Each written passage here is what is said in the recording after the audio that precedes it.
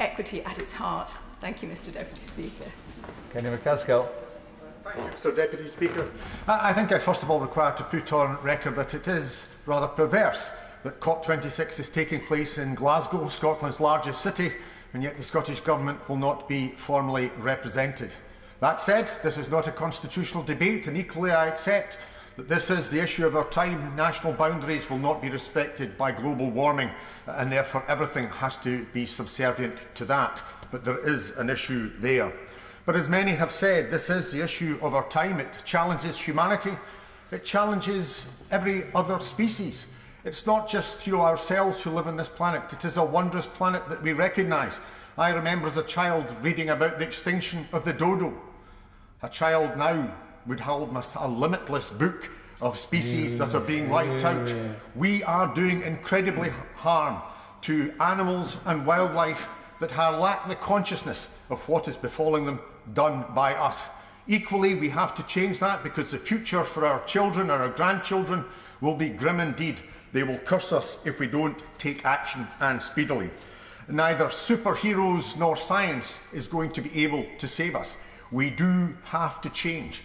I remember reading the author and scientist Jared Diamond's book Civilizations, in which he mooted and wondered why the Easter Islanders, which were once populated, had cut down the forests that existed and then the final tree, meaning that life could no longer continue. He was unable to give a precise reason, but it did show that societies can bring about their own demise. What happened to the Easter Islands can be a microcosm for all of our planet if we don't make changes, and soon. And it's also the situation that this is an issue that is impacting upon the poor disproportionately. Of course, wealthy countries and indeed wealthy individuals can try and insulate themselves, but as we've seen with tragedies both in California and in Germany, it doesn't matter how wealthy your society. The change to our weather patterns will not recognise that and pass them by. That said, as other speakers have rightly said, it will impact disproportionately upon the poor, not simply in our own land, but across the developed world and across our globe, because those nations least able to afford it will face the harshest consequences.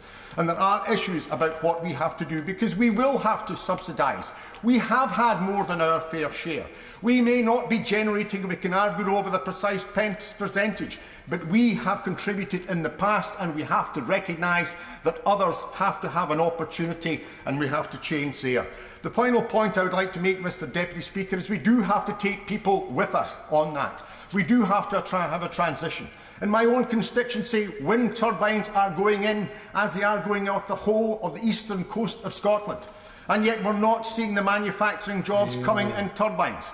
We're not seeing the benefits coming to our community. We are going to see the work, we are going to see cabling of the energy created off Scotland's shores down to the northeast of England. That is not right. Richard Bergen. Thank you, Mr Deputy Speaker. We're living in the most important moments of human history, where our actions will determine if we prevent climate catastrophe. If we fail to rise to that challenge, billions of lives will be devastated, unimaginable numbers of lives lost, the existence of much of life on Earth put in real danger. So when the IPCC warns of Code Red for humanity, when NASA scientists warn of climate emergency, then we must act like we are in an emergency, because we are. Words are cheap. Action is how our generation